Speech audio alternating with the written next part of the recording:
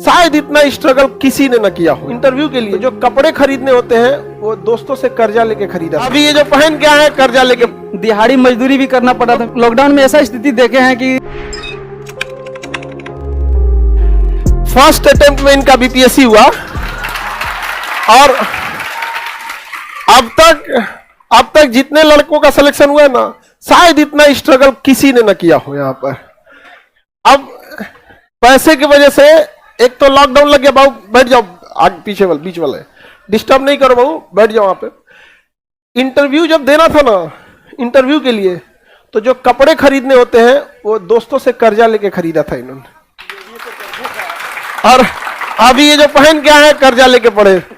तो सोचिए कितना स्ट्रगल होता है। और आप लोग सोचिएगा कि आप लोग को बहुत कुछ मिलता है जो शायद औरों को नहीं मिलता है।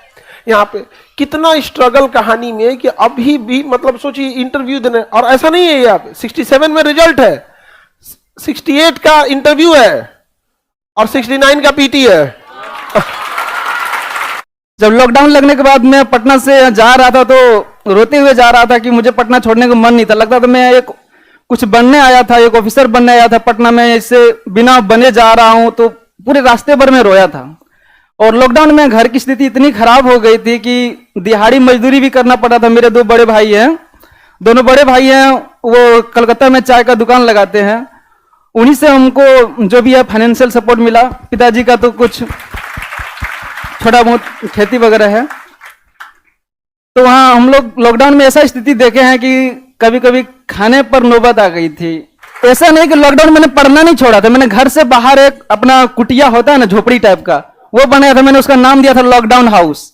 तो उसके बाद मुझे लगा कि मैं यहाँ से नहीं कर सकता हूँ, तो मैं अपनी माँ से बोला कि मुझे कुछ पैसे दे दो। बोला कि मैं देवघर जाऊंगा, वहां रह के पढ़ूंगा।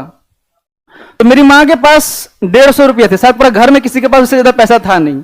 वही 150 रुपया मुझे दिया। मैं पूरा रास्ते ऑटो वर रोते जा रहा था, कैसे होगा। फिर कुछ दोस्त के पास रहा, 10-15 दिन तक एक दोस्त के पास रहा, उसी के पास खाया सोया। उसके बाद एक कुछ बच्चे को ट्यूशन पढ़ाया। उसके बाद फिर से खान सर का तब तक बैच आ गया था, ये 11 रुपये वाला, 99 रुपये वाला। मैं वहीं से लिया एडमिशन और अपना पढ़ाई स्टार्ट किया। जब मेंस का रिजल्ट आ गया तो मुझे ये टेंशन नहीं था कि मेरा रिजल्ट आ गया, अब हमको इंटरव्यू देना। मेरा ये टेंशन था कि पहन के क्या जाना है, क्योंकि मेरे पास कुछ ऐसे इतने अच्छे कपड़े नहीं थे कि मैं इंटरव्यू के लिए जाता। मैं ऐसे नॉर्मल में अपना रहता था। तो भैया को फोन किया तो भैया ने किसी से उधार लेके मुझे इंटरव्यू के लिए ड्रेस दिलाया। फिर उसे ड्रेस से मैंने इंटरव्यू दिया और मेरा फाइनली सिलेक्शन भी हो गया 67 में। आखिर में आप लोगों से यही कह के विदा लूंगा कि आप लोगों को सबने सुना भी होगा, लेकिन मुझे वो पंक्ति अभी बहुत अच्छी लगती है कि राहें जहां तक जाएगी राहगीर वहां तक जाएगा।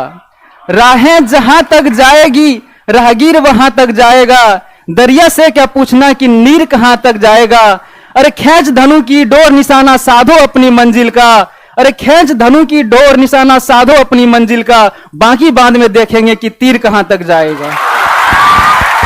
तो आज भाई लोगों को भी, माता पिता को भी कितना गर्व महसूस होता होगा यहाँ पर, और हम लोग को भी काफी गर्व महसूस होता है। आप लोग भी यही जब देखते हैं ना, कई लोगों को शिकायत करने लगते हैं कि इतना सब संसाधन मिलने के बावजूद यहाँ पर। अभी सोचिए इस लड़के का जिसका मेंस का रिजल्ट आ जाता, उसका खुशी का ठिकाना नहीं था। इसको टेंशन था कि हम कपड़ा कहाँ से ले आएंगे वहां पे इंटरव्यू देने के लिए। और शायद अगर वो कर्जा ना दे के पहन पाते तो वो उनको लगता है कि इसको तो कपड़ा पहनने का तरीका नहीं पता। हम लोग बड़ा जज कर लेते हैं, ये नहीं समझते कितना संघर्ष करके कोई आ रहा है यहाँ पर।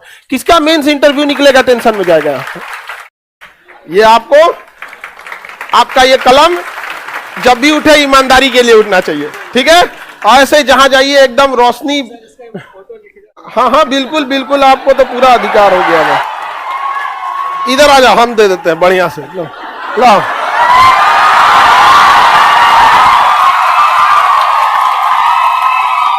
ऐसे आप लोग भी मिसाल बनिए। सबके जीवन में सब कठिनाइयां होती हैं, लेकिन एक बार जब पर्वत से नदी निकल जाती है तो ये नहीं पूछती कि समुद्र कितना दूर है। जाना है मतलब जाना है, चाहे जितनी तकलीफें आए। यहाँ पर इतना संघर्ष के बाद अभी भी आपको क्या लगता है अभी भी ट्रेनिंग स्टार्ट नहीं हुई ना? घर में कितना अभी भी स्ट्रगल हो रहा है। आप सोच सकते हैं अभी, क्योंकि अभी स्टार्ट नहीं हुआ है, ट्रेनिंग स्टार्ट होगा, फिर आगे जाके सैलरी स्टार्ट होगी। इतना स्ट्रगल अभी भी करना पड़ता है। और ईमानदारी अभी भी इंसान कहता है कि हमने जो कपड़ा पहना है कि दोस्तों से कर्जा लेके पहना हुआ है।